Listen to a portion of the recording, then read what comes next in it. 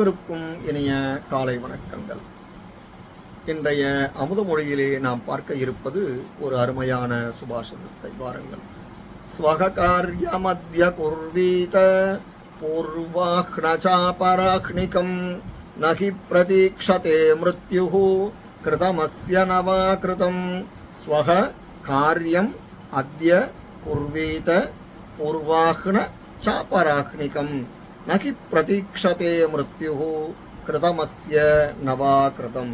இதன் பொருள், இன்றே உங்கள் கடமைகளை செய்ய துவங்குங்கள்.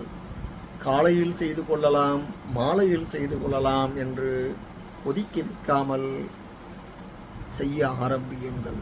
ஏனெனில் நீங்கள் வேலைகளை செய்தாலும் செய்யாவிட்டாலும் மரணமானது நீங்கள் வேலையை முடிக்கும் வரை காத்திருக்காது. ஆகவே இன்றே செய்வீர், நன்றே செய்வீர்.